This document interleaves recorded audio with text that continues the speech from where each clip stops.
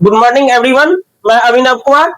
आज आप लोगों के बीच क्लास 10th का जो हिस्ट्री का बुक है उसमें जो महत्वपूर्ण चैप्टर है कि भारत में राष्ट्रवाद, या जो चैप्टर है हिस्ट्री में सबसे ज्यादा मार्क दिलाने वाला चैप्टर है। और इस चैप्टर में से जो इस टॉपिक को हम पढ़ा रहे हैं यह सबसे इंपॉर्टेंट है। पक्का है कि 5 मार्क आना ही तय है। चैप्टर की शुरुआत करते हैं। भारत में राष्ट्रवाद लिखते हैं। भारत में राष्ट्रवाद, भारत में राष्ट्रवाद। अब ये जो टॉपिक लिखे हैं कि भारत में राष्ट्रवाद, अब कहिएगा सर ये राष्ट्रवाद क्या होता है? तो सीधा सा ये एग्जांपल से समझिए कि जब कोई व्यक्ति दूसरे कोई व्यक्ति आपके घर में आ जाए, ठीक है, अब वह व्यक्ति आप मनमानी करने लगे, अब उस व्यक्ति को आप भगाने के लिए कहेगा ये मेरा घर है, मैं अपने अनुसार चलाऊंगा, आपके मन में उसके प्रति जो नफरत की भावना हो उत्पन्न होगी कि काश क्या कल भाग जाएगा। तो ये जो भावनाएं उत्पन्न होती है अपने क्षेत्र को लेकर, अपने संस्कृति को लेकर, अपने समाज को लेकर जो एकता उत्पन्न होती है, इसी को हम राष्ट्रवाद कहते हैं।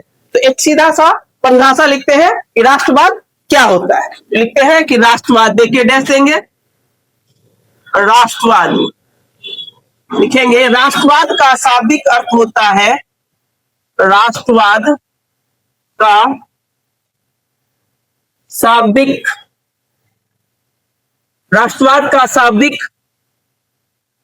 अर्थ होता है राष्ट्रीय चेतना का उदय।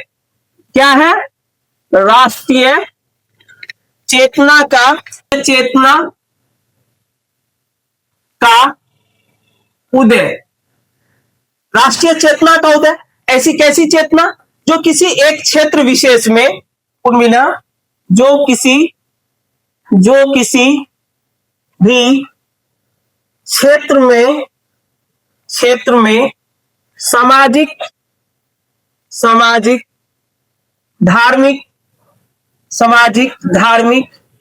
और राजनीतिक रूप से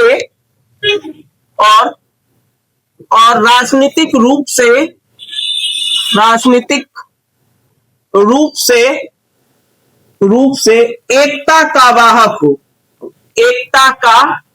वाहक हो। कहने का मतलब जब कोई भी व्यक्ति किसी भी क्षेत्र विशेष में जो है राजनीतिक रूप से एक हो जाए, सामाजिक रूप से एक हो जाए और धार्मिक रूप से एकता उत्पन्न हो जाता है, तब उसके जो एकाग्रता होती है, एक मन में जो उत्साह उत्पन्न होती है, इसी को हम राष्ट्रवाद कहेंगे। अब राष्ट्रवाद के उदय के क्या क्या कारण हो सकते हैं? तो लिखेंगे राष्ट्रवाद के उदय के कारण। लिखते हैं राष्ट्रवाद के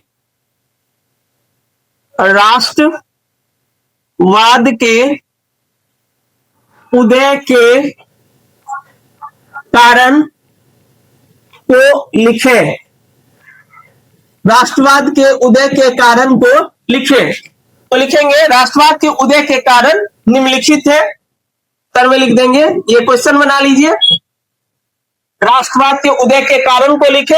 ये लॉन्ग 5 नंबर में फिक्स होता है, ये क्वेश्चन आएगा ही आएगा, निश्चित रूप में इसको देखना है। लिखना है राष्ट्रवाद के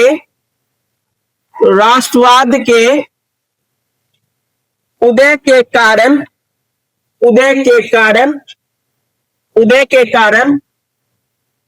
निम्न है। नंबर 1 में लिखना है, पहला लिखना है राजनीतिक कारण।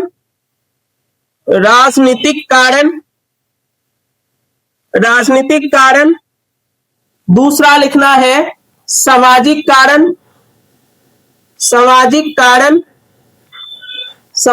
कारण। तीसरा लिखना है धार्मिक कारण। चौथा लिखना है आर्थिक कारण।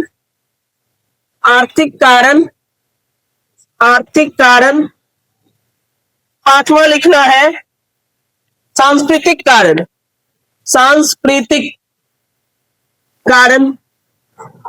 तो किसी भी राष्ट्रवाद, किसी भी क्षेत्र में राष्ट्रवाद के उत्पन्न होने में, तो हम लोग देखें राजनीतिक कारण, सामाजिक कारण, धार्मिक कारण और आर्थिक कारण और सांस्कृतिक कारण। अब हम लोग एक एक करके देखेंगे राजनीतिक कारण, सामाजिक कारण। तो हम लोग जो है इसका डिफाइन जो अगले वीडियो में करेंगे। तब तक हम लोग इस चैनल को सब्सक्राइब, जो कमजोर छात्र है उसको शेयर कीजिए, जिससे उसका भी भलाई हो सके। ठीक है, तब तक टेक केयर, बाय बाय।